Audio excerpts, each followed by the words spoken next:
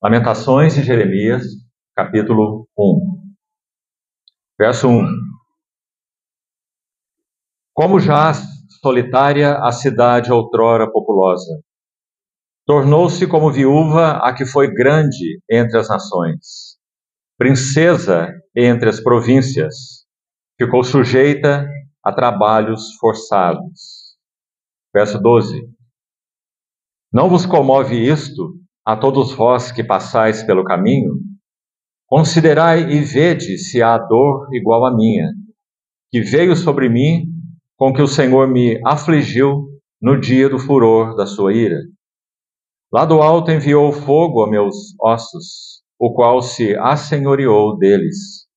Estendeu uma rede aos meus pés, arrojou-me para trás, fez-me assolada e enferma todo o dia. Ainda o verso 20. Olha, Senhor, porque estou angustiada, turbada está a minha alma, o meu coração transtornado dentro em mim, porque gravemente me rebelei. Ora, a espada mata os filhos, em cada casa anda a morte. Capítulo 2, verso 7. Rejeitou o Senhor o seu altar, detestou o seu santuário, e entregou na mão do inimigo os muros dos seus castelos. Verso 9. As suas portas caíram por terra, ele quebrou e despedaçou os seus ferrolhos. O seu rei e os seus príncipes estão entre as nações onde já não vigora a lei, e nem recebem visão alguma do Senhor, os seus profetas. Verso 14. Os teus profetas te anunciaram visões falsas e absurdas, e não manifestaram a tua maldade para restaurarem a tua sorte, mas te anunciaram visões de sentenças falsas que te levaram para o cativeiro. Capítulo 3, verso 40. Esquadrinhemos os nossos caminhos, provemo-los e voltemos para o Senhor. Capítulo 4, verso 1. Como se escureceu o ouro, como se mudou o ouro refinado, como estão espalhadas as pedras do santuário pelas esquinas de todas as ruas. Capítulo 5, verso 1. Lembra-te, Senhor, do que nos tem sucedido. Considera e olha para o nosso opróbrio. Verso 14. Os anciãos já não se assentam na porta, os jovens já não cantam. Verso 19, até o final. Tu, Senhor, reinas eternamente. O teu trono subsiste de geração em geração. Por que te esquecerias de nós para sempre? Por que nos desampararias por tanto tempo? Converte-nos a ti, Senhor, e seremos convertidos. Renova os nossos dias como dantes. Por que nos rejeitarias totalmente? Por que te enfurecerias sobremaneira contra nós outros?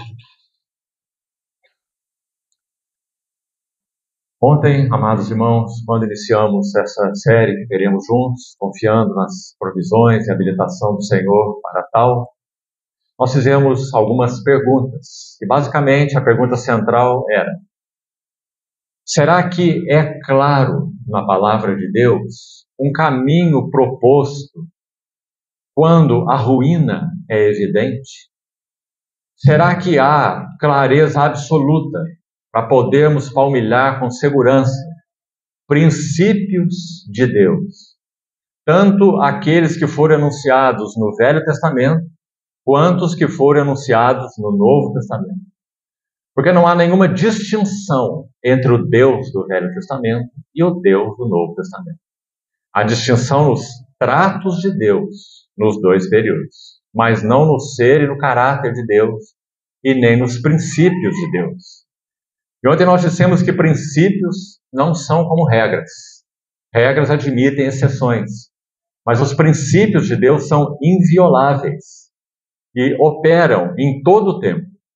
Então, resta a nós descobrirmos se em meio à degradação, em meio à ruína, em meio à confusão, em meio a tantas vozes dissonantes e discordantes, será que há um caminho proposto para que o Senhor, Ele mesmo, recupere o significado, a beleza, a glória do seu testemunho? Graças a Deus, meus amados irmãos, a resposta para isso é um sonoro sim.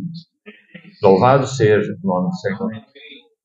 Meus irmãos, em todo o tempo dos tratos de Deus com os homens, desde que Ele colocou o homem na terra e houve a queda, até o período do Novo Testamento, e assim até os nossos dias, se conhecemos algo, pelo menos, da história da igreja, nós chegamos a uma conclusão muito sólida. Deus sempre tratou com um remanescente. Foi assim com Abraão, os patriarcas.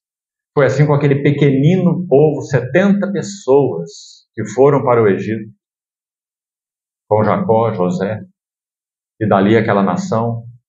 Foi assim quando o povo se desviou durante o período dos juízes, 12 vezes, 12 juízes. Apostasia, arrependimento, restauração. Apostasia, arrependimento, restauração. E o Senhor levantando juízes, não apenas naquele caso e naquele tempo, como libertadores políticos da nação. Eles também foram, naquele tempo. Mas, sobretudo, eles foram libertadores espirituais da nação. Trazendo de novo, segundo a medida de cada um, claro, com todas as suas deficiências, inclusive, mas trazendo de volta o caminho do Senhor, o nome do Senhor, para que o povo pudesse ser restaurado. Foi assim em todo o período dos profetas. Sejam aqueles 4 chamados maiores, sejam os 12 chamados menores, todos aqueles profetas chamavam o povo de volta para o Senhor. E como nós comentamos ontem com relação a Jeremias, este Jeremias profetizou por 40 anos. E nenhuma só alma se voltou para o Senhor.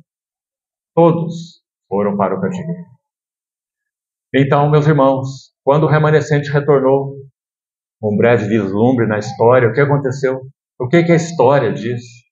Se você ler o livro de Esdras com cuidado, espera no Senhor, sua provisão, que amanhã entremos nesse livro, talvez amanhã pela manhã, para vermos os princípios preciosíssimos que são declarados naquele livro de recuperação da glória e do testemunho do Senhor. E nós vamos ver que na primeira leva de cativos, eles foram cativos para a Babilônia em 3 levas, ou grupos. E eles retornaram da Babilônia depois de 70 anos, também em 3 levas de cativos. Havia milhares e milhares e milhares de judeus na Babilônia. Mas na primeira leva de cativos retornaram quase 50 mil pessoas. Parece um grande grupo, mas era um pequeno grupo. A imensa maioria nunca retornou. Mas como falamos ontem, gostaria de retomar isso para seguirmos. É muito impressionante e maravilhoso. Ao vermos que quando trilhamos o livro de Esdras, que inicia esse processo do trabalhar restaurador de Deus, entramos pelo livro de Neemias, incluindo o livro de Esther, que Deus fez ali, nós vamos ver que este pequeno remanescente, ele foi contado no lugar de todo o povo. E isso é muito, muito importante para nós. Porque, irmãos, deve haver um profundo clamor no nosso coração. E o clamor não é: Senhor, nós somos este povo. Isso é orgulho espiritual. Quem somos nós? Mas o nosso clamor é: Senhor, nós queremos ser contados entre aqueles que o Senhor conhece e que fazem parte deste povo. E que estão aqui, ali e acolá. Alguns nós nem conheceremos. Mas Paulo escreveu a Timóteo dizendo assim: o Senhor conhece os que lhe pertencem. E aparte-se da injustiça todo aquele que professa o nome do Senhor. E quando estudamos, e se o Senhor permitir, faremos isso também ainda esses dias, as 7 igrejas no livro do Apocalipse. Quantos princípios! Nós teríamos que ter um tempo específico de estudo, talvez de umas 8 ou 10 mensagens, só sobre as 7 igrejas do Apocalipse. Tantos são os princípios, tanta é a beleza daquilo que o Senhor falou a cada uma daquelas distintas localidades. Cada uma com suas necessidades, cada uma com seus problemas, cada uma com suas fraquezas. Em cada uma delas, o Senhor chama aqueles que têm ouvidos para ouvir o que o Espírito diz às igrejas. Que não há outro nome para eles naquele livro, naquelas cartas, senão vencedores, é o nome que é dado. Ao que vencer, ao que vencer, ao que vencer. Quem é esse que venceria? Como podemos chegar a essa conclusão lendo essas cartas? Parece tão claro, tão cristalino, meus irmãos. Porque 7 vezes diz, quem tem ouvido, ouça o que o Espírito diz às igrejas. Quem são os chamados vencedores? Aqueles que têm ouvidos para ouvir o que o Espírito diz às igrejas. Meus amados irmãos, o nosso Senhor, o cabeça da igreja, Ele nunca deixará de falar àqueles que têm desejo de ouvir. Amém. Bendito seja o seu nome. Amém. Então, sim, há um caminho muito claro nas páginas do Velho Testamento e nas páginas do Novo Testamento, para que nós possamos terminar lá como o santo livro que está nas nossas mãos termina, quando diz assim, o Espírito, veja ele, e a noiva dizem juntos, vem. Mas não apenas isso. O que mais diz esse versículo? Aquele que ouve, mais uma vez. O livro começa com aquele que ouve e termina com aquele que ouve. Aquele que ouve, diga, vem. Ah, meus irmãos, a maior necessidade nossa nesses dias tão trabalhosos e desafiadores é termos ouvido para ouvir o que o Espírito diz às igrejas. E sobretudo o que ele diz. O que é que ele diz? O Senhor Jesus, falando sobre ele em João 16, disse assim, ele me glorificará. Porque ele vai receber o que é meu. Oh, meus irmãos, o que o nosso Senhor Jesus tem? O autor de Hebreus vai dizer, ele é o resplendor da glória, a expressão exata do ser de Deus. Tudo que ele tem, tudo que ele é, tudo que ele fez, na sua pessoa e obra, foram de alguma forma, digamos, depositados, confiados ao Espírito Santo, para que o Espírito Santo, usando esse termo aqui com toda reverência, como sendo um executivo da Trindade, do Deus triunfo. Ele foi enviado para habitar na igreja e trazer a ela os benefícios, virtudes, glórias daquilo que o Senhor Jesus é e obteve na sua vitória na cruz do Calvário. Essa é a obra central do Espírito Santo. A obra central do Espírito Santo não é espiritocêntrica. Todas as vezes que realmente o Espírito Santo está realizando algo em nossas vidas pessoais, lá na nossa história secreta com o Senhor, ou em nossa vida familiar, relacional, congregacional, todas as vezes que o Espírito Santo está realizando algo genuíno, então é Cristo que está sendo formado em nós. Porque esse é o ministério do Espírito Santo. Não há outro. Então, graças a Deus, podemos sim palmilhar com segurança esses princípios. O primeiro que destacamos ontem, vou basicamente só citá-lo para podermos dar esses 4 passos hoje, se o Senhor permitir. Capítulo 1, 22 versículos, livro de Lamentações. Por favor, mantenha aberto aí diante de você esse livro. Esses 22 versículos, como já falamos, eles são um acróstico, assim como basicamente todo o livro. E nesse lindo acróstico, nós temos 2 seções divididas exatamente em 2. Nós temos 11 versículos de um lado e 11 versículos de outro. Nos primeiros 11 versículos, o profeta geme. Por isso esse livro é chamado de Lamentações. É o pranto de Jeremias. Segundo a tradição hebraica, ele estava em uma gruta no Gólgota. Que lugar sugestivo. E do Gólgota, esse profeta tão semelhante àquele, o profeta com P maiúsculo, que viria mais ou menos 500 anos depois dele, o nosso Senhor Jesus, Jeremias é um tipo dele. Então, segundo a tradição, ele estava lá em uma gruta no Gólgota e ele via a cidade queimando. Então ele pranteava, escrevia suas lamentações. E dissemos que uma das palavrinhas mais importantes desse livro é esse como, que é a primeira palavra que abre o livro. Porque ele está estupefato, ele está boquiaberto, porque essa que é a glória de Deus na terra, essa que é a princesa entre as nações, são termos que ele usa, está agora sujeita a trabalhos forçados, a cativeiro, a fome.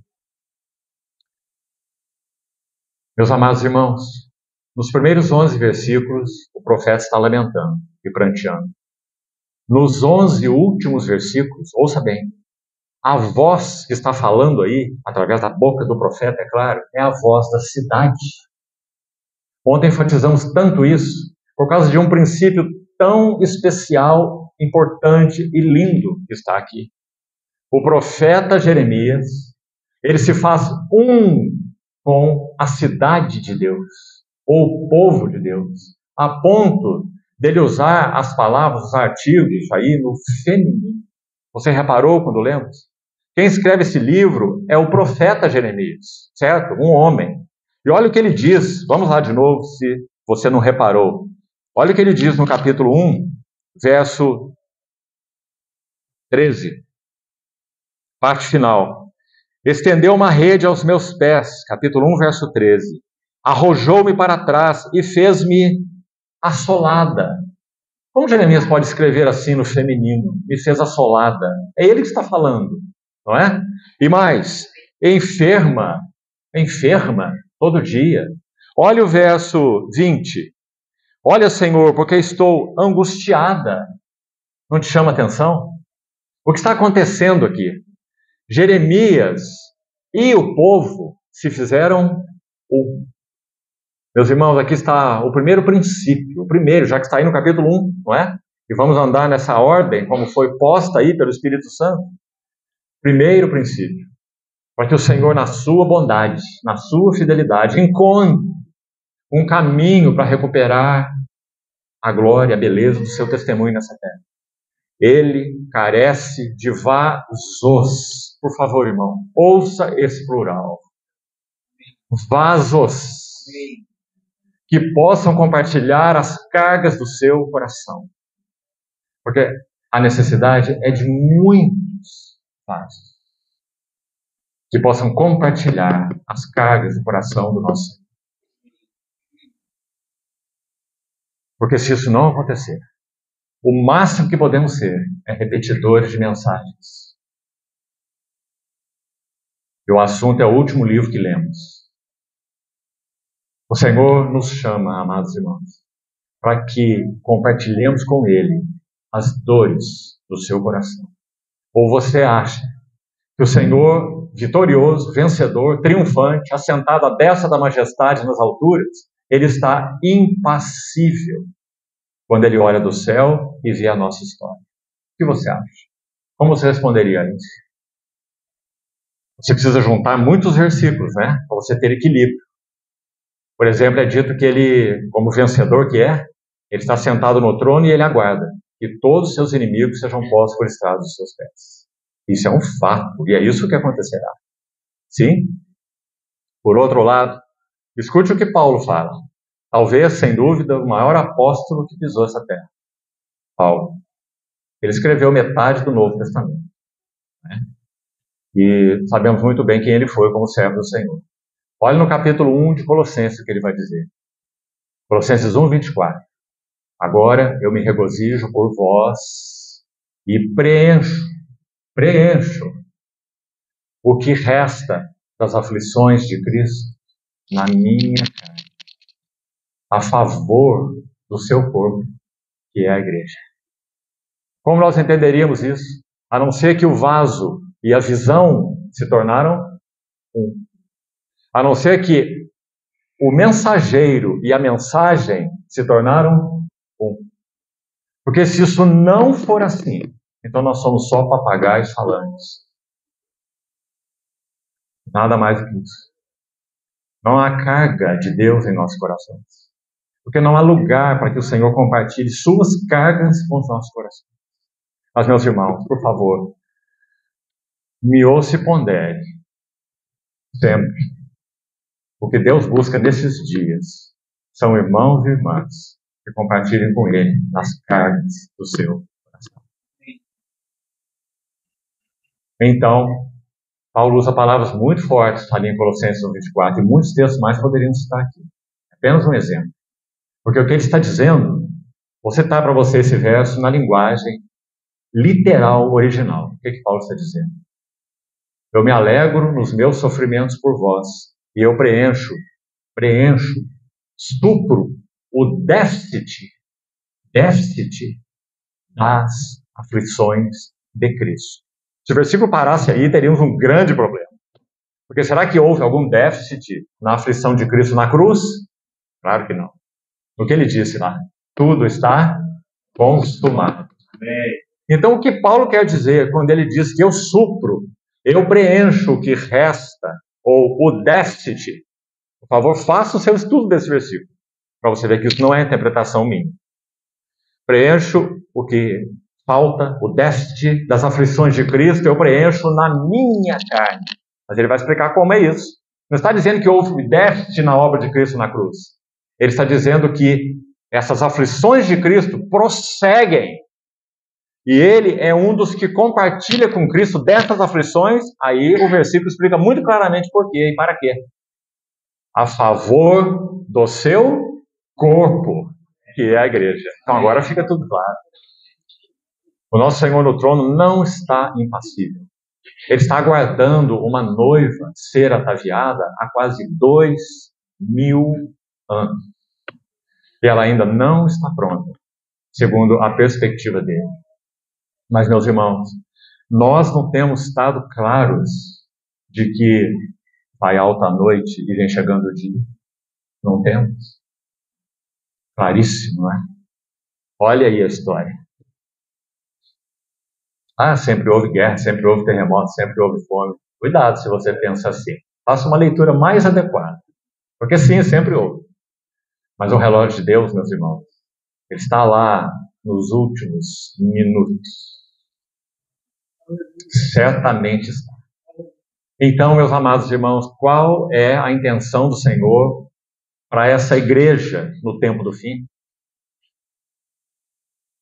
Há um texto em Isaías, é uma profecia específica, mas tem uma frase bastante interessante que se aplica tanto aos dias que vivemos. Quando então alguém clama a um guarda e pergunta assim: guarda, gritam-me de Seir, guarda, ou atalaia, a que hora estamos da noite?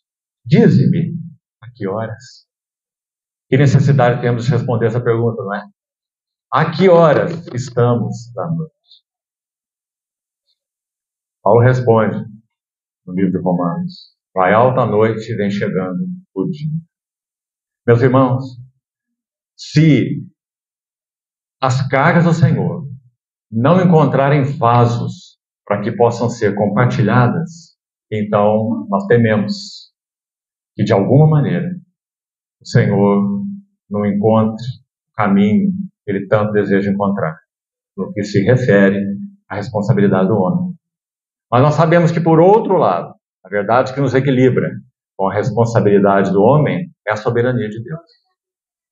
E nós sabemos, pela sua soberana vontade, que sim, Ele realizará. Ele encontrará vasos na terra que compartilhem as cargas do seu coração. Mas não ache, irmãos, que isso é automático e que isso então cairá do céu no nosso colo. Porque não é assim. Não é assim. Então, o primeiro princípio, essa unidade entre o profeta e a mensagem. O mensageiro e a mensagem, o vaso e a visão. Como nós vemos isso na vida de todos eles, não é? E os do Novo Testamento, como citamos. Todos eles. Citamos o exemplo de Paulo aqui, mas isso é verdadeiro com todos eles. Primeiro princípio que destacamos. E já falamos isso ontem. Vamos ao capítulo 2 e dar mais um passo, então. Ele inicia com a mesma palavrinha importante nesse livro. Como? Mais uma vez. Como cobriu o Senhor de nuvens na sua ira a filha de Sião. Precipitou do céu à terra a glória de Israel. E não se lembrou do estrado dos seus pés no dia da sua ira. Mais uma vez, Jeremias, boquiaberto, com aquela glória se esfacelando. Aquela princesa em cativeiro, como já falamos. Então, o verso 7, foi aí que terminamos ontem, apenas citando para que os irmãos lessem, pensassem, orassem, meditassem. Ele menciona 3 elementos importantes, muito importantes, amados irmãos, que vão nos ajudar a compreender mais uma vez princípios para a recuperação do testemunho do Senhor. E vamos lê-lo então novamente. Diz assim, Lamentações 2:7. Rejeitou o Senhor o seu altar. Por favor, note essas palavras com atenção e essa ordem. Primeiro, o seu altar. Depois, detestou o seu santuário. Segundo. E terceiro, entregou nas mãos do inimigo os muros dos seus castelos. Olha que coisa interessante. Quando Jerusalém foi invadida pelos exércitos de Nabucodonosor, a primeira coisa que foi assolada foram os muros, é claro. A cidade estava cercada de muros, não é assim? Agora, quando Jeremias descreve nesse livro o motivo da ruína do povo, da glória de Deus no seu povo, do afastamento da glória de Deus do meio do seu povo, ele não começa pelos muros. Seria o lógico, não é? Os muros foram assolados, portas derrubadas, queimadas, então eles atingiram o santuário e atingiram finalmente o altar. Não é isso que ele diz? Porque ele não começa do ponto de vista dos inimigos. Ele fala do ponto de vista de Deus. Você está compreendendo, irmão? Por que os muros foram assolados e entregues na mão do inimigo? Porque o Senhor rejeitou o seu altar. Então ele detestou. Que palavras, meus irmãos! Até pronunciá-las é pesado. Detestou o seu santuário. Então entregou nas mãos do inimigo os muros do seu castelo. Então, se Jeremias fala do ponto de vista de Deus e não do ponto de vista do homem ou do inimigo, então aí estão 3 princípios maravilhosos, meus irmãos. O primeiro, todo o caminho de recuperação do testemunho do Senhor inicia pelo altar. Que importante, meus irmãos. Agora, o que significa o altar? 2 coisas, principalmente. Há outras verdades agregadas a essas 2, mas eu gostaria de resumir. Primeiro, sem nenhuma dúvida, o altar, em primeiríssimo lugar, fala da pessoa e obra do Senhor Jesus. Porque é ali que os sacrifícios eram oferecidos. Sem altar não haveria culto, sem altar não haveria adoração, sem altar não haveria nada. Não é? Tanto é que em Babilônia eles nunca edificaram altares, porque isso era uma proibição absoluta. Eles teriam que edificar altar apenas em Jerusalém. Amanhã, se o Senhor permitir, seguiremos por aí. Por que em Jerusalém? Porque em Jerusalém estava, claro, naquela dispensação, né? Nós estamos colhendo para nós os princípios, então cuidado na sua interpretação aí. Em Jerusalém estava o nome do Senhor. Em Jerusalém estava a vontade do Senhor. E em Jerusalém estava a glória do Senhor. O nome, a vontade e a glória do Senhor estavam em Jerusalém. E ali o altar e o culto deveriam ser oferecidos. Então, o altar fala em primeiríssimo lugar da pessoa e obra do nosso Senhor Jesus. Agora há um segundo aspecto, extremamente importante. O altar fala de tudo para Deus. Em outras palavras, consagração. Entrega absoluta. Tudo para Ele. Tudo para Deus. Tudo que somos, tudo que temos, tudo que recebemos, tudo para Ele. Você lembra a história de Abraão com o Senhor? Uma jornada em que ele edificou 4 altares. Cada altar apontava para um estágio a mais na história de Abraão com o Senhor. Aquele que foi tirado lá da idolatria, do Ur, da Mesopotâmia. Que jornada, não é, meus irmãos? E foi levado ao Moriá. Moriá significa visível, ou seja, testemunho, onde ele pôde representar Deus, o Pai, na entrega do seu único e amado filho, Isaac. Alguém que saiu de Ur dos caldeus. Segundo a história, havia em torno de 5.000 tipos de ídolos diferentes em Ur. E também, segundo a tradição hebraica, a própria família de Abraão manufaturava ídolos. Então, quem vai narrar a primeira das 11, especialmente para os jovens aqui, você quer fazer um estudo maravilhoso? Estude as 11 visitas do Senhor a Abraão. E você vai ver que visitante é esse. E o que ele fez com Abraão. Desde a primeira visita, que aliás não está em Gênesis, ela está implícita em Gênesis, mas ela está explícita em Atos 7, no testemunho de Estevão, quando ele diz: o Deus da glória apareceu a Abraão, quando ele estava em Ur da Mesopotâmia. E a partir daí, mais 10 visitas, são 11 ao todo. E as 2 últimas ocorrem em Moriá, quando Abraão é levado àquele lugar de representatividade do próprio Deus. 11 visitas e 4 altares. Consagração.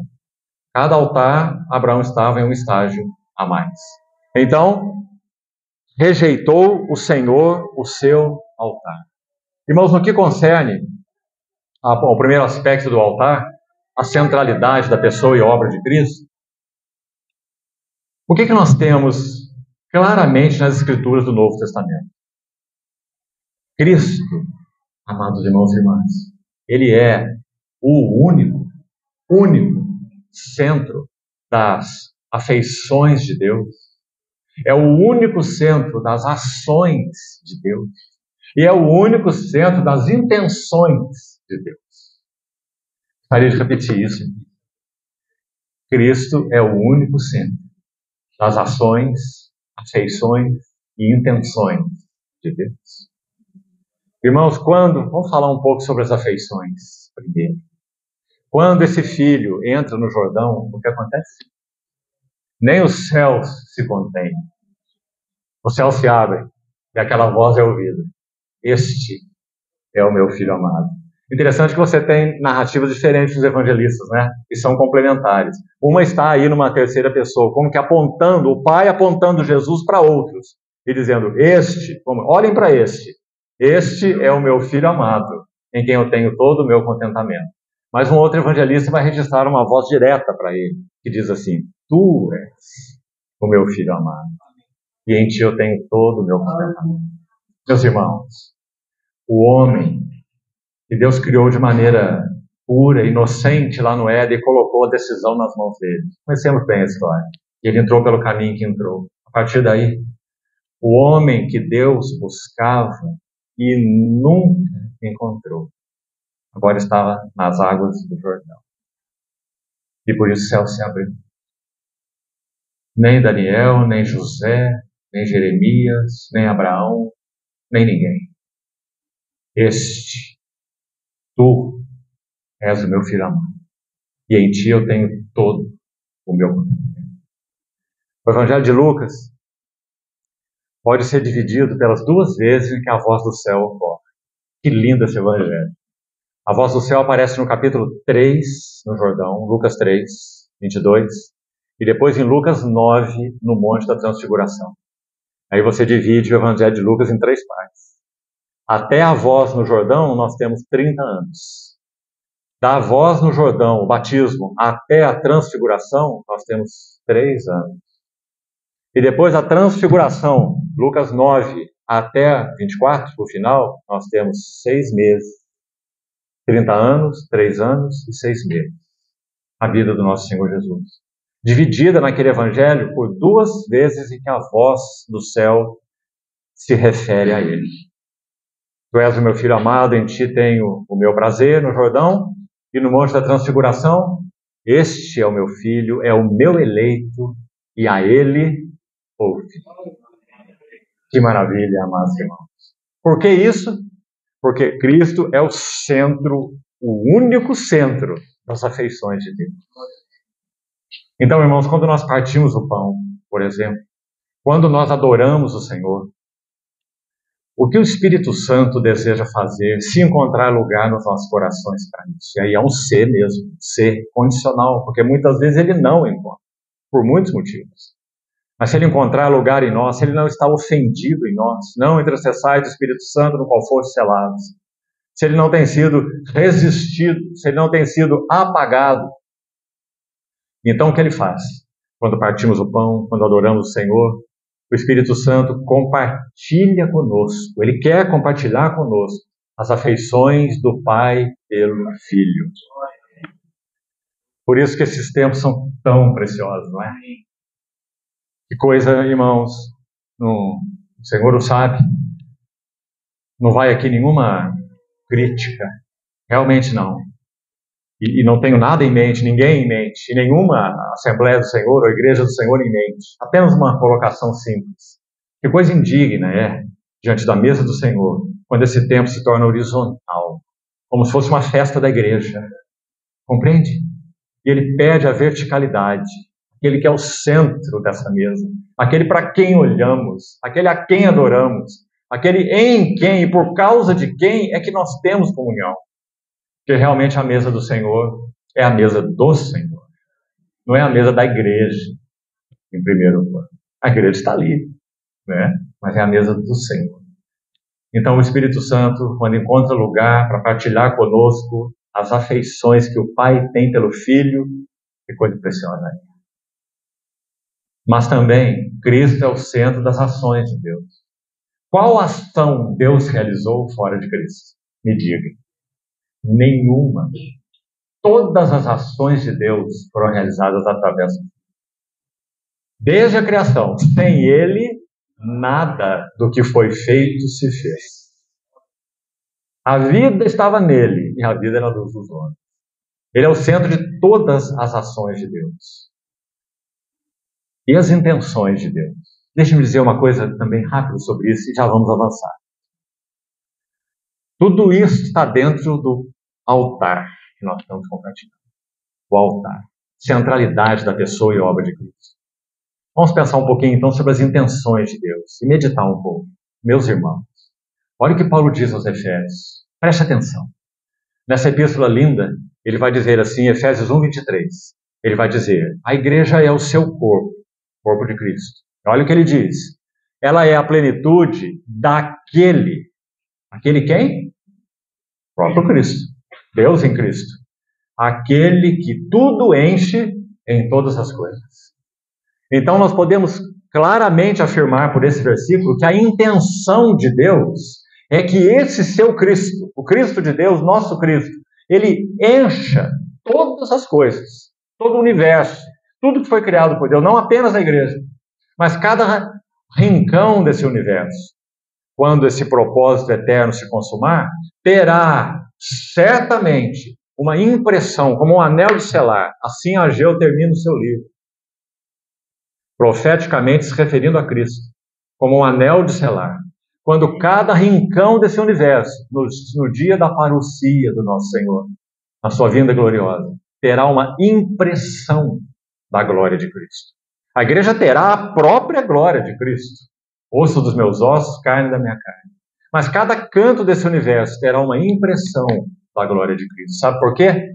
Porque tudo foi criado por meio dele e para ele. Ele é o herdeiro de todas as coisas. Não algumas coisas, mas todas as coisas. Tanto as do céu como as da terra. Não é maravilhoso, irmão? Porque ele é o centro das intenções de Deus. Então, como também já colocamos outras vezes, se você conhece bem as epístolas de Efésios e Colossenses, não resuma o propósito eterno de Deus assim. O propósito eterno de Deus, que frase pesada essa, né? Propósito eterno de Deus. O propósito eterno de Deus é ter uma família de filhos semelhante ao seu filho. Está errado. Essa é a parte B do propósito eterno de Deus. A parte A do propósito eterno de Deus é Colossenses 1:18. Para em todas as coisas ele ter a primazia. Essa é a parte A do propósito eterno de Deus. Por quê? Porque Cristo é o centro de todas as intenções de Deus. Então, meus irmãos, estamos destacando tanto isso, por causa da perspectiva de Jeremias quando narra a ruína, como falamos.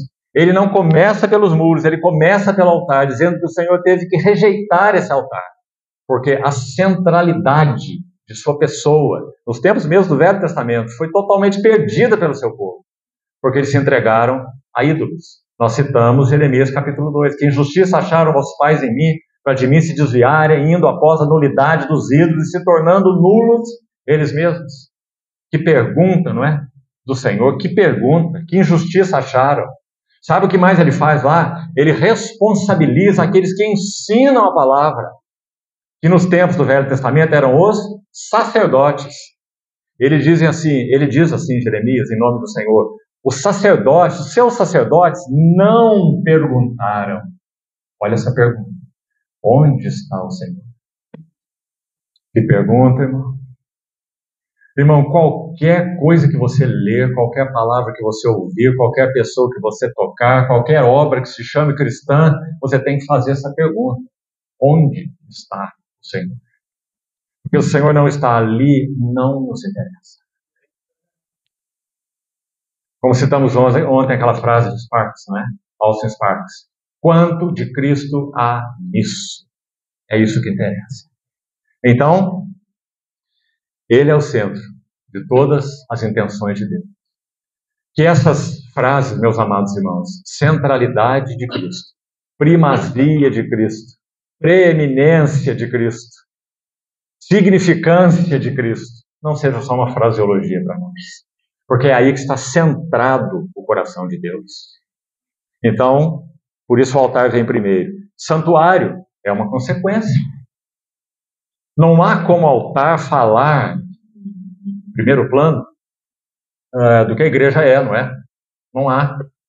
Porque o que era oferecido no altar é uma figura de Cristo mesmo. Agora sim, certamente, quando nós olhamos para o santuário, então nós estamos num ambiente maior. Paulo mesmo vai usar essa expressão em Coríntios, não é? Não sabeis vós que sois o santuário de Deus e que o Espírito de Deus habita em vós? Então, se a realidade do altar foi perdida, a realidade do santuário está degradada. Então, o Senhor detestou o seu altar, o seu santuário. Por que ele detestou o seu santuário? Porque ele rejeitou o seu altar. Os irmãos estão vendo a importância disso, amados irmãos? E com quanta facilidade podemos nos desviar nesse assunto para coisas, projetos. Por último, entregou nas mãos do inimigo os muros dos seus castelos. Nós não vamos ter tempo nesse encontro, pelo menos, de entrar no livro de Neemias. Mas você sabe que Neemias está diretamente relacionado com os muros. Não é? E quantos princípios maravilhosos há. Instalação dos muros, das portas, quem restaurou, os ourives, os perfumistas, restaurando um ao lado do outro, a casa restaurando a frente, cada um de frente da sua casa. Você está vendo quantos princípios já são colocados aqui? Que lindo é aquele livro de Neemias. Mas esses muros foram entregues na mão do inimigo, porque o Senhor rejeitou o seu altar.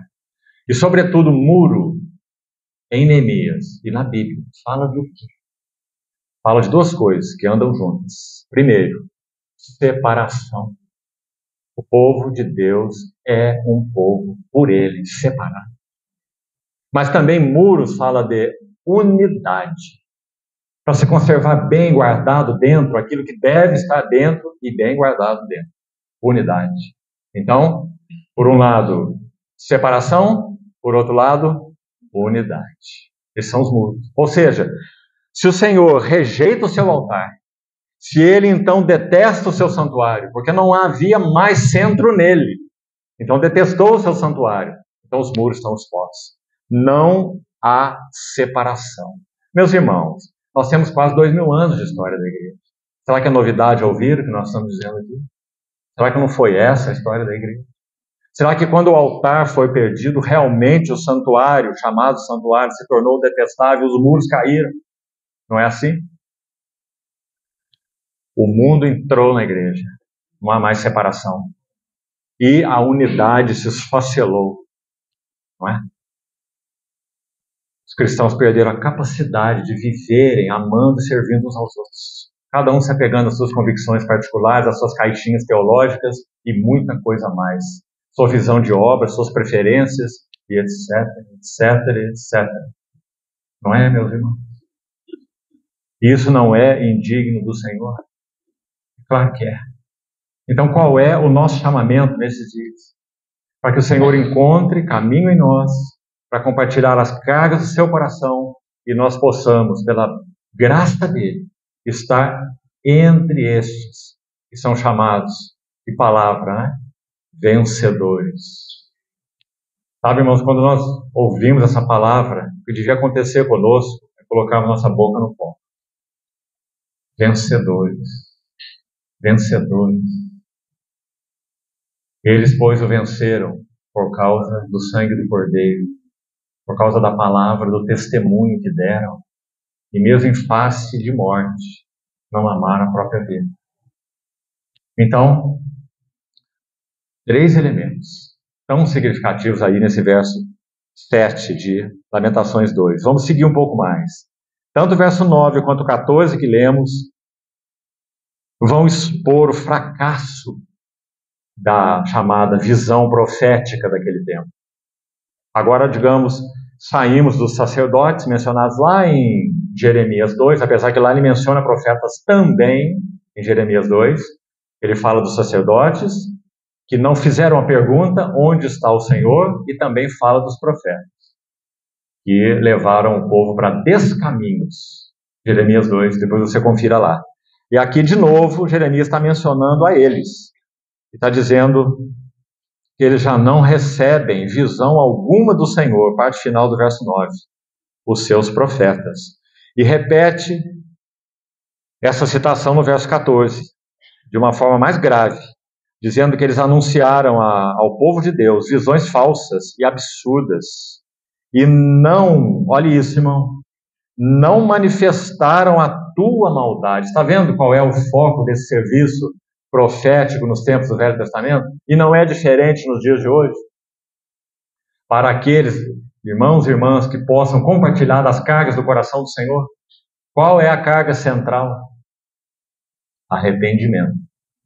Não anunciaram a tua maldade para restaurarem a tua sorte. Como é que essa sorte, essa glória poderia ser restaurada? Se a maldade dos corações fosse anunciada. Muito importante. Capítulo 3, aqui queria deter um pouco mais de tempo. Verso 40, foi o que destacamos na leitura inicial. Capítulo 3, verso 40. Esquadrinhemos os nossos caminhos, provemo-los e voltemos para o Senhor. Um verso tão simples e tão profundo. Eu queria sugerir para os irmãos vários itens. Se você gosta de fazer suas anotações, leve para casa e, por favor, não ponha na gaveta. Vá diante do Senhor em meditação e oração sobre esses assuntos. Se nesses dias de ruína, claramente vivemos dias de ruína, se nós temos sido tocados pelos interesses do Senhor em restaurar o seu testemunho, então quais são os passos que devemos dar no sentido de esquadrinhar os nossos caminhos? Colocado de outra forma, a mesma coisa. Quais seriam alguns retornos que necessariamente, indispensavelmente, temos que fazer para que o testemunho do Senhor seja recuperado? Está claro, irmão, irmã? Então, eu gostaria de citar alguns retornos indispensáveis, essenciais, para que então nossos caminhos sejam esquadrinhados, vamos voltar ao verso 40, sejam provados, o Senhor está nisso, o Senhor está conosco. A pergunta de Jeremias, onde está o Senhor? O Senhor está na vanguarda, porque aqui vai mais um princípio, me permita abrir um parênteses aqui. Isaías 52, 12 e 13, diz assim: vós não saireis apressadamente, nem vos ireis fugindo, mas o Senhor irá adiante de vós, e o Deus de Israel será a vossa retaguarda. Tem um princípio aqui também. Ou seja, o Senhor somente se coloca na retaguarda daquilo que Ele é a vanguarda. Nós não temos garantia de que o Senhor seja a nossa retaguarda se Ele não for a nossa vanguarda. E muitas vezes não é assim que nós oramos equivocadamente. Nós empreendemos jornadas, empreendemos caminhos, empreendemos aquilo que entendemos ser para a glória do Senhor e oramos para que o Senhor esteja na nossa retaguarda. Não é assim? Grande equívoco, não é, irmão? Ele não se responsabiliza em ser retaguarda daquilo que ele não é a vanguarda. Você se lembra quando o povo, os sacerdotes, com a arca nos ombros, cruzaram o Jordão para entrar na herança com Josué? Você lembra que figura maravilhosa, Josué 4? Eles tinham a arca nos ombros, não é? E a arca fala da preeminência de Cristo, claramente. Tudo na arca tipifica Cristo. Os querubins estão lá, o sangue é derramado lá. Os querubins estão com a face voltada para o propiciatório. E eles estão lá com a arca no ombro. E o que acontece? O Jordão transbordava pelas suas ribanceiras. Então, os sacerdotes tocam com a planta do pé o Jordão. E há mais um princípio. Livro de Josué, capítulo 1, verso 3. Diz assim: todo lugar que pisar a planta do vosso pé será vosso. Não é? Quando a planta do pé dos sacerdotes tocou as águas do Jordão, o Jordão se abriu. Porque eles estavam com a arca nos seus ombros.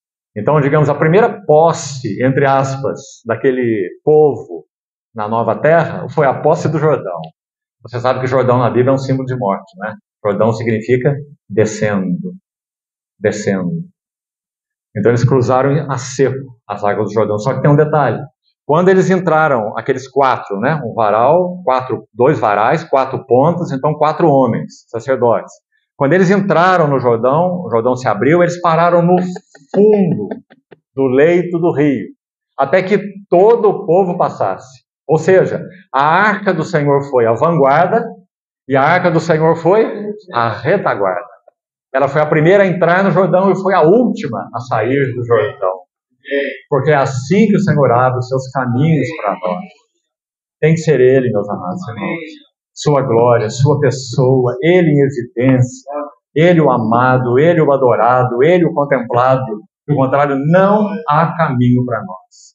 Imagine se eles optassem por outra coisa. Podiam optar, não é? Ou imagine se eles duvidassem de que seria assim, tendo essa arca nos seus ombros. Eles teriam que agir em fé, porque assim foi dito para eles fazerem. Tocar com seus pés as águas, e as águas iriam se abrir. Não é? A arca era bem pesada, madeira de acácia revestida de ouro. Aqueles homens iriam para o fundo do Jordão e se afogar. Não é? Se afogariam. O justo viverá da fé. Então o Senhor na vanguarda e o Senhor na retaguarda. Sempre será assim. Então, seguindo, quais seriam os retornos necessários que nós falamos? Indispensáveis para que nosso caminho seja esquadrinhado. Vamos nos esquadrinhar em função de quê? Porque se lermos simplesmente esse verso, então, graças ao Senhor, podemos levar isso a Ele e dizer: Senhor, me ajuda. E devemos fazê-lo. Eu quero esquadrinhar meus caminhos. O que na minha vida que te desagrada? O que na minha vida que é insatisfatório ao Senhor? A pergunta não é lícito ou é ilícito, é bom ou é mal, está certo ou está errado. Todas as perguntas são erradas. A pergunta certa é: Senhor, satisfaz teu coração? Ou não satisfaz teu coração? Essa é a pergunta, amados. Então, uma ajuda apenas aqui. No que devemos esquadrinhar os nossos caminhos? Prová-los. Para podermos finalmente, como termina o versículo, voltarmos para o Senhor. Então, o primeiro item, um retorno às Escrituras Sagradas. Meus irmãos, todos os movimentos espirituais genuínos na história da igreja, todos, sem exceção, eles concederam ao povo de Deus uma Bíblia, de novo, aberta. Não era mais questão de seguir isso, de seguir aquilo, as próprias ideias, ou até mesmo os místicos, que de certa forma alguns deles acrescentaram coisas importantes, sem dúvida, a questão da jornada espiritual da igreja, né? Não os desprezamos de forma alguma, mas todos os avivamentos genuínos do Espírito trouxeram para o povo de Deus uma Bíblia aberta. E, irmãos, isso talvez vejamos amanhã, é tão lindo no livro de Neemias, citando Esdras, Neemias 8, quando Esdras, o escriba, assim ele é chamado entre os judeus até hoje, não é um escriba, é o escriba. Ele toma a lei, a palavra do Senhor, que estava lá na Babilônia, estava lá, durante todo aquele tempo, 70 anos, estava lá. Então eles podiam lê-la, tinham a Torá, tinham os profetas, podiam cantar os salmos e cantavam, tinham o saltério, faziam as suas orações, ou seja, eles tinham tudo, mas não tinham o altar. Porque o nome do Senhor, a glória do Senhor, a vontade do Senhor estavam em Jerusalém. Então só retornaram para Jerusalém aqueles cujos corações estavam ligados ao nome do Senhor, à glória do Senhor e à vontade do Senhor. Porque aqueles que tinham uma mentalidade puramente religiosa ficariam na Babilônia. Oh, por que vamos sair daqui? O que tem em Jerusalém? Nada. Cidade exposta às feras, muro destruído e portas queimadas. O que nós temos em Babilônia? Temos a Torá, temos o saltério, temos os profetas, fazemos as orações e temos as sinagogas. Sinagogas foram criadas na Babilônia. E olha a invenção deles. Olha como é o homem. Eles criaram sinagoga dos pedreiros, sinagoga dos carpinteiros, sinagogas de classes sociais. Nunca foi a intenção de Deus. Segregação por classe social, ou por profissão, ou seja o que for. Não é? Mas então, quando o Senhor os chamou de lá, somente aqueles que tinham o coração unido ao nome, à vontade e à glória do Senhor deixaram. Tem mais ainda, irmãos. Construíram casas na Babilônia. Então eles tinham casas, trabalho, prosperidade e culto. Sabe que parece com o cristianismo em geral, dos nossos dias? Então eles pensaram, por que vamos sair daqui? Vamos para a cidade do nada? Deus estava lá, mas agora Deus não está mais lá. Já se foi a glória de Deus. Mas aqueles que sabiam que a intenção de Deus era recuperar o seu testemunho na terra. Então esses retornaram. E só por esse motivo. Então, nós estamos falando de Neemias 8, né? Esdras toma essa lei, que estava lá diante do povo na Babilônia, sem nenhum efeito prático, na verdade, por eles, e ele vai ler a lei diante do povo. Você lembra o que acontece em Neemias 8? Primeiro, é tudo lindo lá. Diz que ele faz isso na porta das águas. Porta das águas, não é? E Esdras está lendo a lei, e ele mais um grupo de irmãos que armaram como uma plataforma ali, desde a alva até o meio-dia. Que sede eles tinham, né? De ouvir de novo a palavra do Senhor. Ora, mas ela estava lá na Babilônia, por que lá não ouviram? Porque eles estavam alheios ao nome, à vontade e à glória do Senhor. Mas agora que eles estavam ligados ao nome do Senhor, à vontade do Senhor e à glória do Senhor, então os ouvidos foram abertos. E quando a palavra foi falada, eles ouviram a palavra. E o quadro é maravilhoso. Aí diz assim, todo o povo chorava ao ouvir as palavras do Senhor. E aí aqueles que ajudavam o povo diziam assim, não pranteeis, não choreis. E eles usam uma expressão ali que é comum tirar aquele versículo de lá, pôr num adesivo e colar no vidro do carro. Né? A alegria do Senhor é a vossa força. Mas, na verdade, o que o versículo quer dizer é o seguinte, faça o Senhor alegre e você será forte. Entendeu? É a alegria dele. Ele estar alegre e satisfeito é a nossa força. Que maravilha, amados irmãos. Então, um retorno às Escrituras. Meus irmãos, quantas formas sutis o inimigo de Deus usa para afastar o povo de Deus da palavra de Deus. Não é assim? Quantas formas? Quantas formas? Não preciso entrar em detalhes aqui sobre esse tema tão importante. Se nós queremos que o testemunho do Senhor seja recuperado, vamos voltar à Bíblia, às Escrituras, ver Cristo nelas. Cristo nos patriarcas, Cristo nos profetas, Cristo nos salmos, Cristo na lei, Cristo no maná, Cristo na rocha, Cristo no deserto, Cristo nos evangelhos, quatro faces do Salvador, Cristo nas epístolas, Cristo no Apocalipse. Cristo é a chave que abre o entendimento das Escrituras. Se nós procuramos outra coisa nas Escrituras, nós vamos encontrar profecia, história, poesia, né? Cantores mundanos cantam 1 Coríntios 13, amor, não é? Mas só Cristo é a chave que abre o entendimento das Escrituras. Então, o primeiro retorno necessário, voltar à palavra de Deus. Lâmpada para os meus pés é a tua palavra, e luz para os meus caminhos. Segundo retorno, não está aqui por ordem de importância, porque todos são de imensa importância. O segundo, um retorno à centralidade de Cristo. Como já mencionamos, mas aqui quero entrar em mais alguns detalhes. O que seria retornar à centralidade de Cristo? Uma fraseologia? Nós temos ouvido muito isso nos nossos dias, né? Voltar para Cristo, centralidade de Cristo, isso voltou a ser falado muito, graças a Deus, né? Muito pior quando não era falado. Livro de Hebreus, Hebreus capítulo 13, o autor diz assim, escute, saiamos a Ele. Ah, meus irmãos. Sem esse a Ele, o versículo não tem sentido. Porque ele prossegue assim, fora do arraial, não é? E por último, levando o seu vitupério.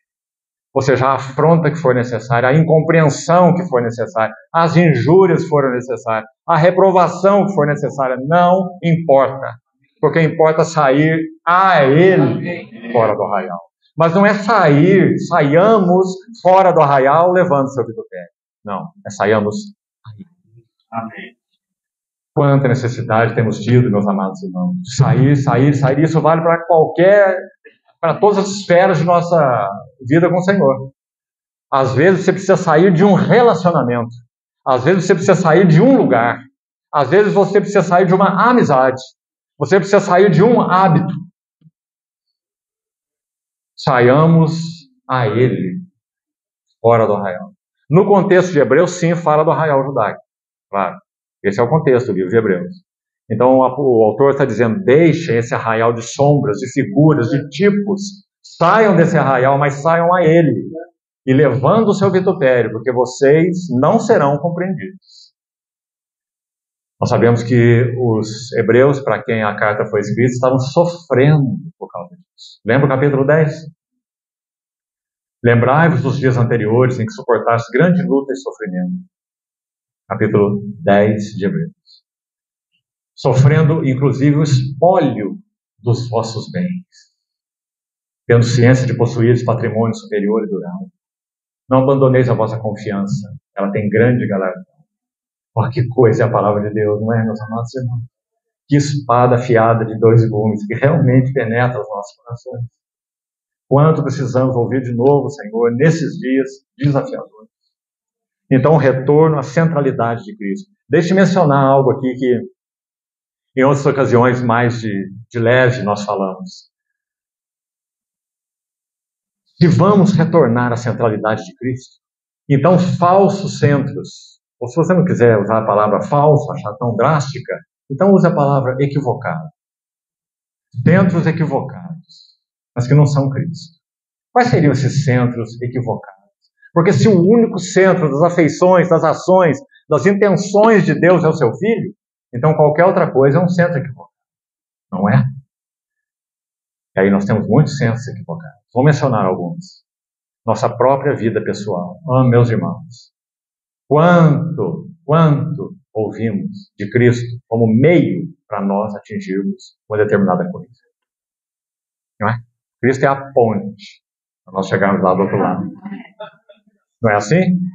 Ou seja, a nossa vida pessoal é que é colocada no centro, um centro equivocado. Junto com ela, interesses pessoais. Outro centro equivocado.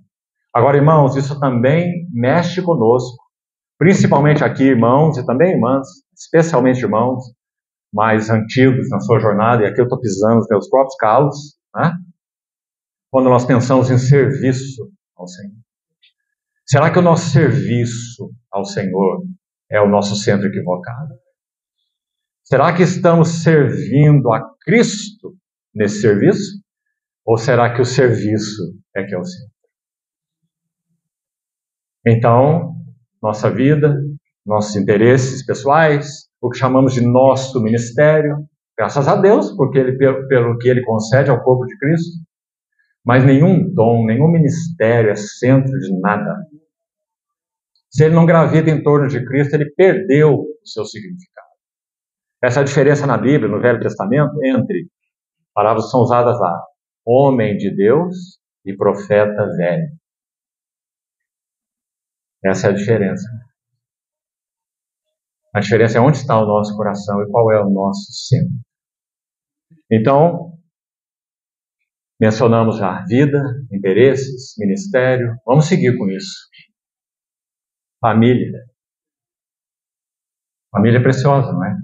O Simão já falou aqui nessa noite. Ela é muito singular para expressar as glórias de Cristo, especialmente o relacionamento conjugal. Mas a família não é o centro do eterno propósito de Deus. O centro é apenas Cristo. E tem uma receita para se perder a família toda. É viver para Ele. E tem um segredo para ganharmos a família. Vivermos para Cristo. Para que o aroma dele permeie a nossa casa. Você lembra Maria de Betânia? Maria de Betânia foi a única que compreendeu a angústia do coração do nosso Senhor Jesus. Se você ler com cuidado Lucas, primeira narrativa do que eu vou citar aqui, e depois Lucas 22, quando o Senhor está na Páscoa e vai instituir a sua mesa, tomando um pão e tomando um cálice. Ele disse assim: eu tenho desejado comer ansiosamente convosco essa Páscoa antes do meu padecimento. O coração do Senhor estava cheio de angústia, claro. Acha que não? Ele sabe o que ocorreria na cruz. A separação real. Embora inexplicável para nós, mas real. Deus meu, por que me abandonaste? Então ele está às vésperas dessa hora. Ele diz: tenho desejado comer essa Páscoa ansiosamente, antes do meu padecimento. Imediatamente depois, em Lucas 22, sabe o que está registrado? Os discípulos discutiam entre si qual deles seria o maior. Meus amados irmãos. Mas Maria de Betânia, o que acontece com Maria de Betânia?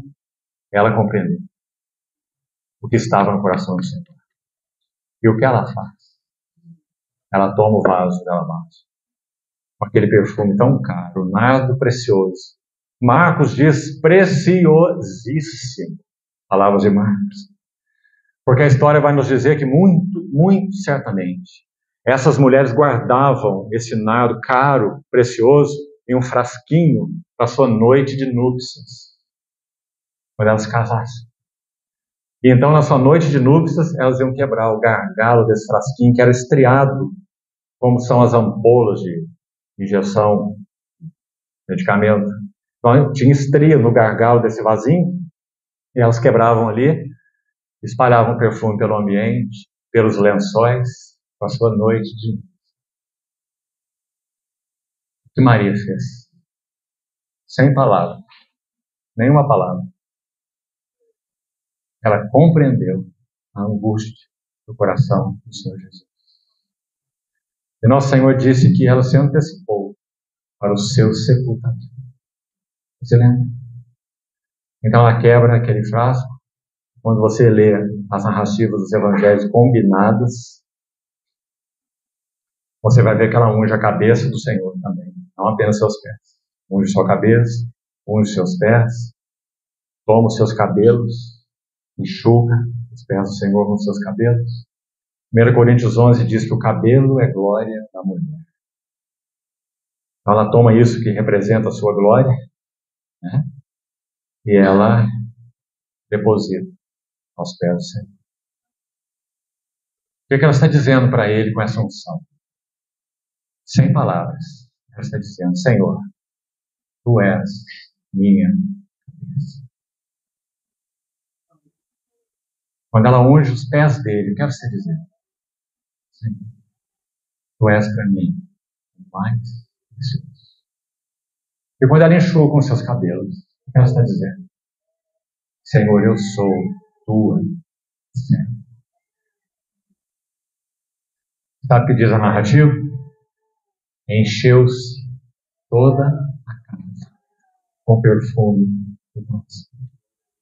Meus irmãos, como nossas vidas, como nossas famílias, filhos, netos, a casa de Deus pode ser cheia com esse perfume?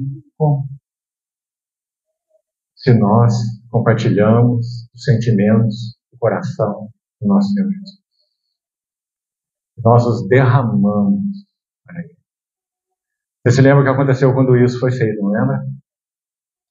É dito que Judas, que é declarado nas Escrituras como ladrão, ele disse: que desperdício.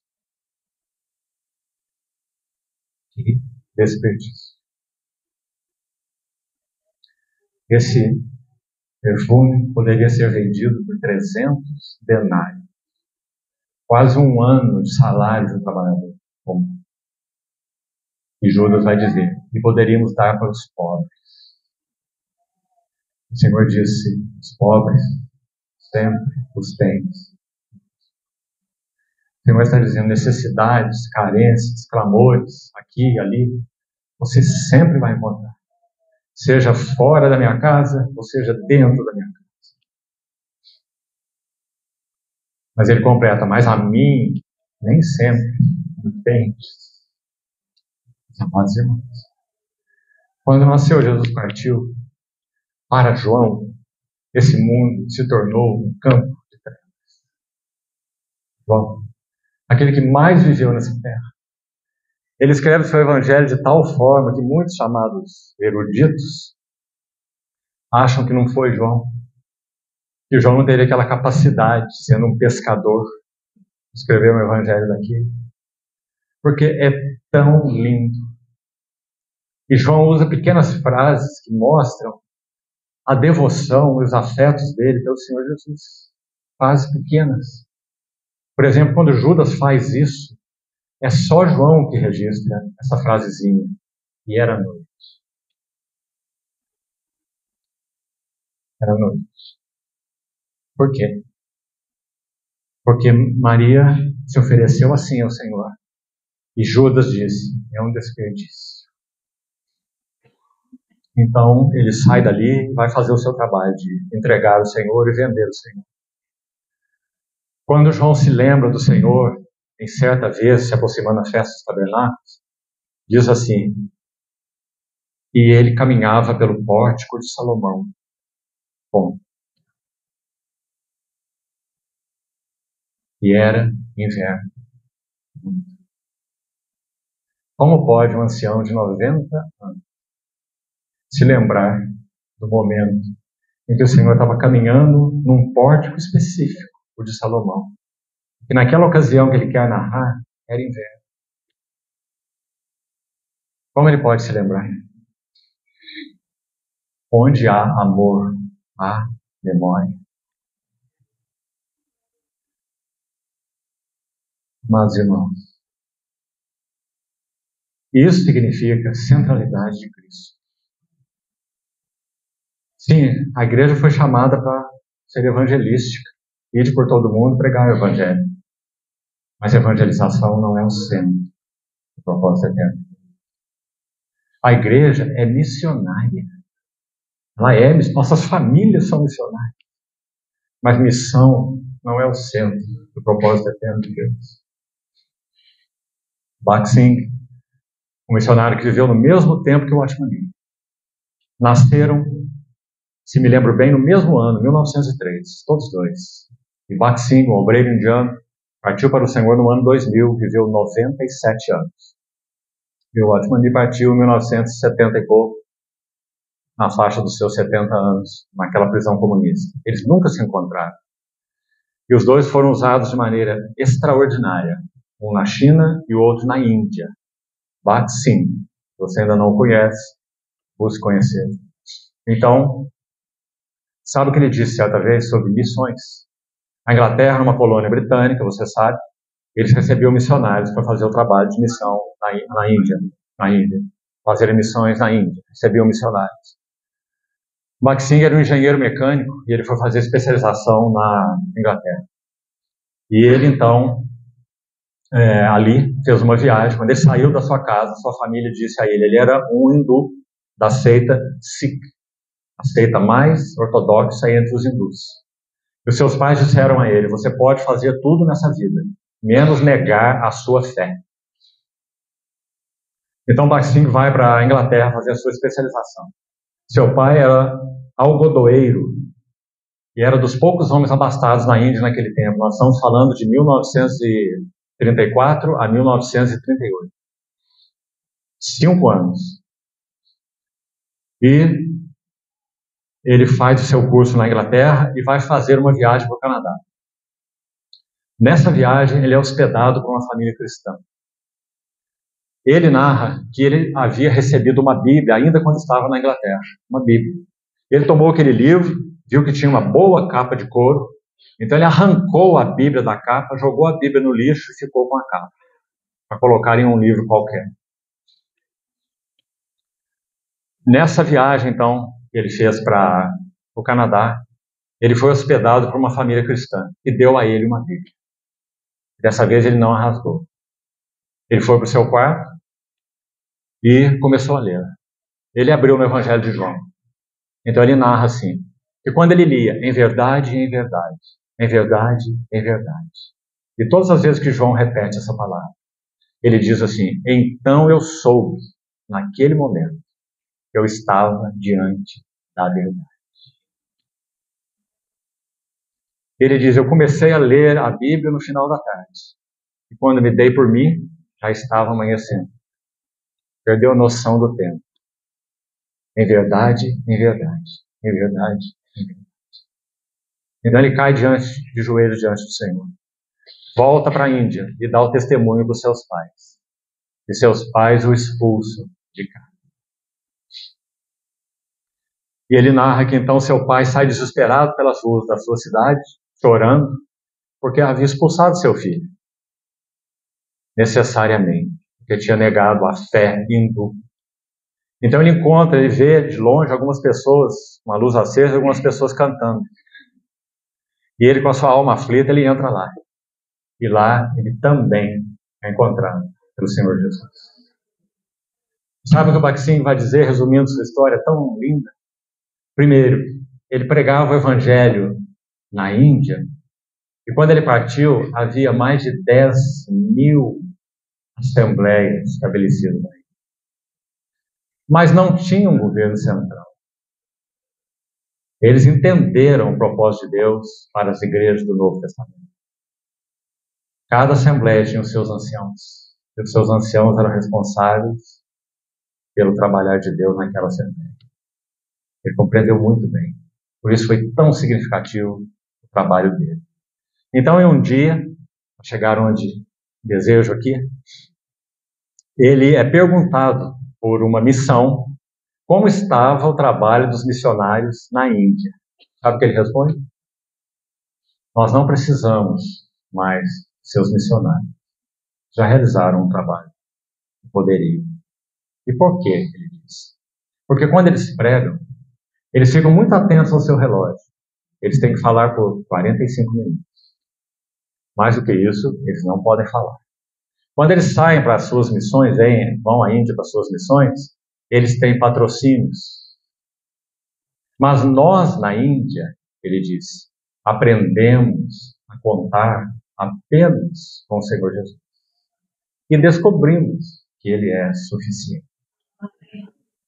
Quando nós nos reunimos, ele continua, nós nos reunimos em campos abertos, 6.000 a 8.000 pessoas, durante 4 a 6 horas.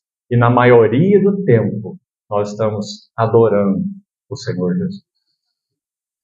De 1934 a 1938, a Índia experimentou 5 anos de avivamento espiritual. Genuíno. Quando a palavra de Deus foi recuperada, a centralidade de Cristo foi trazida para o seu lugar, a glória de Cristo foi vista. Os serviços todos estavam em operação. Estude a história para você ver. Aqueles que tinham a carga de ensino ensinando, aqueles que tinham a carga inspirativa exortando, advertindo, aconselhando, os pastores cuidando uns dos outros, os servos todos servindo. E o Senhor restaurando a singeleza e a simplicidade e pureza de Cristo entre aqueles irmãos naquele tempo. Tudo isso porque, inicialmente, apenas inicialmente, não estamos aqui colocando glória nenhuma em Baksim, ele é apenas um servo e um vaso de barro, mas aquilo que o Senhor encontrou o caminho através dele e através de muitos outros naquele tempo, que serviram ao Senhor com todo o seu coração. E o Senhor encontrou o caminho deles. E milhares de almas foram salvas. E milhares de assembleias foram estabelecidas. E o testemunho do Senhor foi recuperado naqueles dias. Infelizmente, como aconteceu em todos os avivamentos, a taça estava vazia e o vinho encheu a taça. E, por causa do homem, seus interesses, suas mãos, as mãos do homem, agora vamos apostilar o nosso avivamento. Compreende o que eu quero dizer? Vamos apostilar o nosso avivamento. Esses aqui são os parâmetros que vamos seguir. Então, quando o avivamento é apostilado, o Espírito Santo vai embora. E a taça se torna vazia.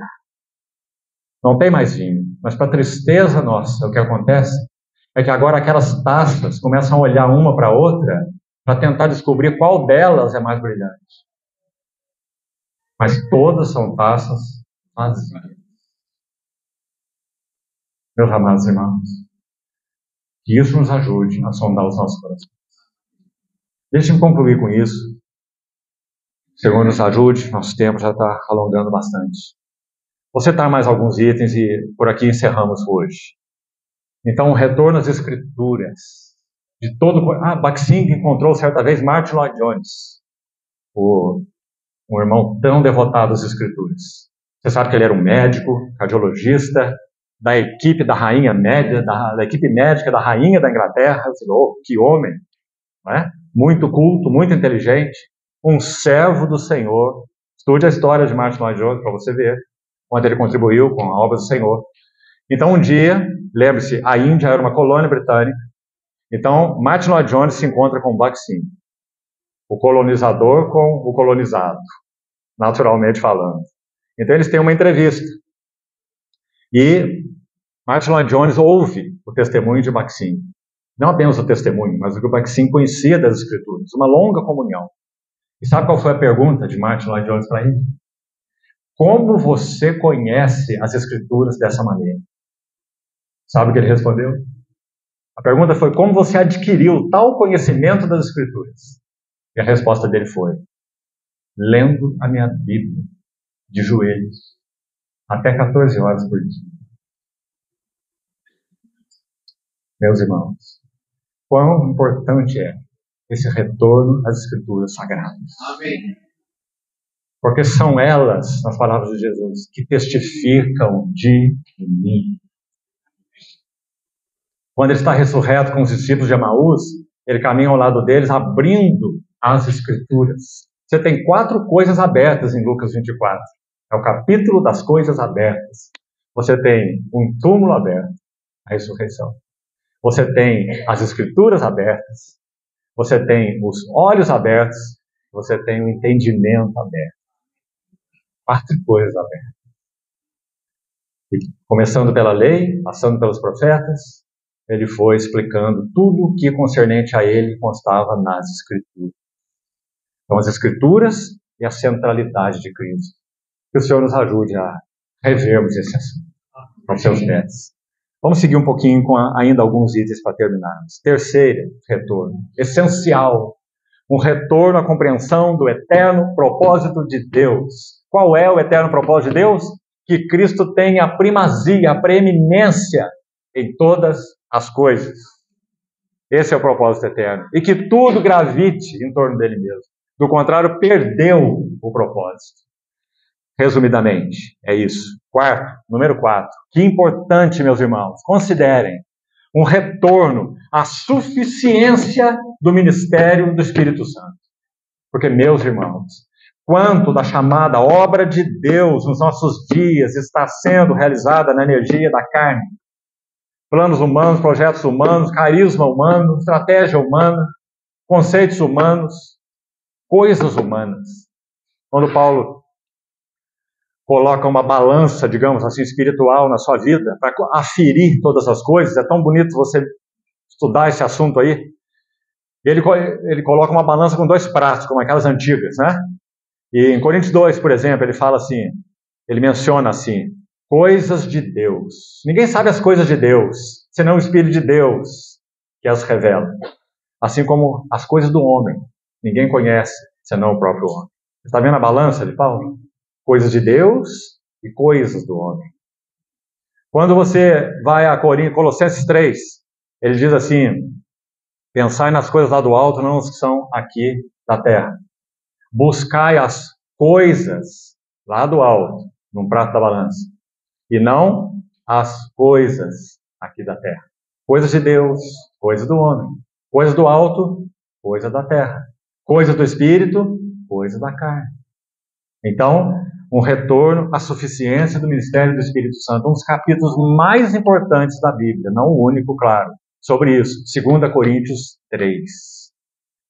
Não que nós mesmos sejamos capazes de pensar alguma coisa como se partisse de nós, mas a nossa suficiência vem de Deus, que nos habilitou para sermos ministros de uma nova aliança, não da letra, mas do Espírito.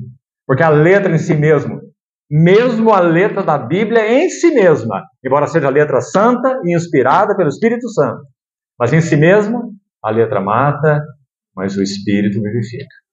Então, o retorno à suficiência do ministério do Espírito Santo. E ainda aí, em 2 Coríntios 3, o que ele vai dizer lá na frente? Todos nós com o rosto desvendado, contemplando, como por espelho, a glória do Senhor, nós somos transformados de glória em glória na sua própria imagem, como pelo Senhor o Espírito, ou pelo Espírito do Senhor. Não é lindo, irmãos? O Espírito do Senhor ou Cristo, não se transmutou em nada, ele continua sendo o Cristo que é, o Cristo sentado, o Cristo no trono, mas o seu Espírito é aquela pessoa do Deus Trino em quem todas as riquezas de Cristo foram depositadas. Então é Ele quem revela as profundezas de Cristo. Então, se nós não retornarmos à suficiência do ministério do Espírito Santo, nós vamos continuar batendo cabeça e buscando realizar a obra de Deus na energia da carne. Mais um item, um retorno à compreensão bíblica, compreensão revelada nas Escrituras, da natureza, vida e serviço da igreja. Meus irmãos, sem dúvida, compreender a igreja, o que é a igreja, o que ela significa, a igreja universal, as suas expressões em cada aspecto, é de suprema importância. Onde nós vamos encontrar isso? Sobretudo na Epístola aos Efésios, não unicamente, mas ali está a natureza da igreja, a vida da igreja e o serviço da igreja. Não é? Mais um item, então. Penúltimo, uma compreensão da natureza da obra de Deus. Já falamos bastante sobre esse item, né? Para você mantê-lo aí para a sua meditação. O que é a obra de Deus? O próprio termo também já é tão lindo. Se a obra é de Deus, ora, o único que pode realizá-la é Deus. Por isso Paulo vai dizer, de Deus nós somos cooperadores. Será que temos estado em tais condições de cooperadores? Sabe, irmãos, nosso coração por natureza de todos nós é um grande quarto de entulhos. E se o Espírito Santo não encontrar lugar, Salmo 36, 9. Em ti, Senhor, está o manancial da vida, e na tua luz nós vemos a luz. Se não encontrar lugar para lançar luz nos nossos corações e nos tornar progressivamente conformes seus sentimentos, seus interesses, sua mente, tende em vós a mesma mente que houve também em Cristo Jesus, nós nunca poderemos ser cooperadores. Nunca. Então, meus irmãos, estritamente falando, como já disse uma irmã do passado, Jess Penluz, a obra de Deus somos nós. Nós somos a obra de Deus. Se não encontrar lugar em nós, não há obra de Deus que nós possamos fazer. Nós vamos meter nossas mãos na obra de Deus. E por último, terminando, retorno a uma verdadeira devoção do coração. Porque, meus irmãos, não é a quantidade de conhecimento bíblico que irá nos manter de pé na parousia do Senhor. O que irá nos manter de pé é a nossa devoção ao nosso Senhor Jesus. Se nós o amamos e quando nós o amamos. Então, o retorno à devoção do coração. Vou terminar, então, já lendo um texto para nós que nos fala tanto sobre esse assunto da devoção de um dos muitos homens de Deus que conheceram muito bem isso. No caso aqui é Jonathan Edwards. Certamente você já ouviu o nome desse irmão. Um dos irmãos mais usados durante o grande despertamento evangélico do século XVIII nos Estados Unidos, nesse caso. Olha o que ele diz sobre devoção. Então, por favor, concentre-se aí, medite nisso, nós vamos terminar aqui. Às vezes, a simples menção de uma só palavra faz o meu coração arder dentro de mim. Ou às vezes basta que eu veja o nome Cristo, ou o nome de algum atributo de Deus, e então Deus se revela a mim de forma gloriosa. As alegrias mais profundas e os maiores deleites que experimentei não foram oriundos de uma esperança de meu próprio bem-estar, mas sim de uma visão direta das glórias do Evangelho. Que maravilha! Ainda, quando eu gozo dessa doçura, ela parece elevar-me acima das preocupações pela minha própria situação. Em tais ocasiões, tirar os olhos da gloriosa presença que eu estou contemplando e voltá-los para mim mesmo e para os meus interesses, parece-me uma perda que eu não posso suportar. Sabe quando ele escreveu isso? Em torno de 1737, quando ele estava com um grave acometimento pulmonar, e foi assim que ele partiu do Senhor. E ele então, vivendo esse difícil tempo de saúde, ele cavalgava pelas manhãs numa floresta para respirar um ar mais puro, e ali ele apeava do seu cavalo, descia, se sentava aos pés de uma árvore no bosque sozinho.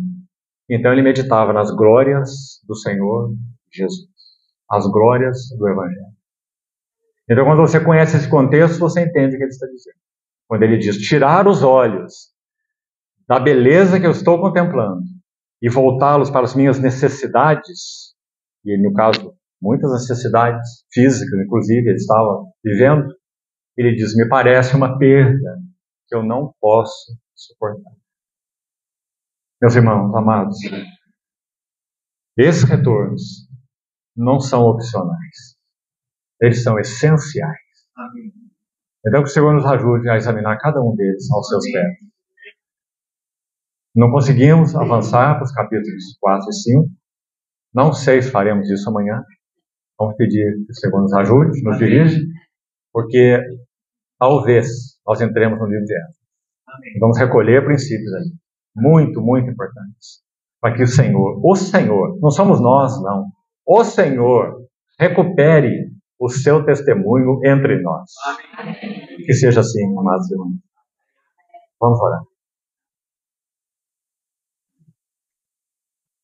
Senhor, confiamos a Ti, a Tua palavra compartilhada, te pedindo que tudo que é Teu não se perca e o que não é Teu caia por terra.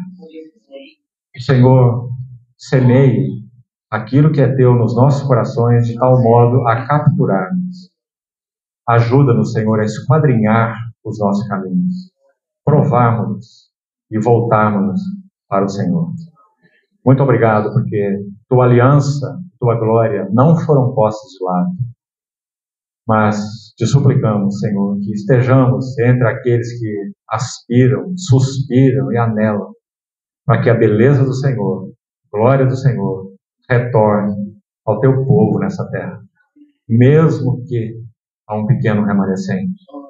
Guarda o nosso coração, Senhor, te suplicamos, em singeleza e pureza que são de Cristo. Assim nós te rogamos, no Teu precioso nome. Amém.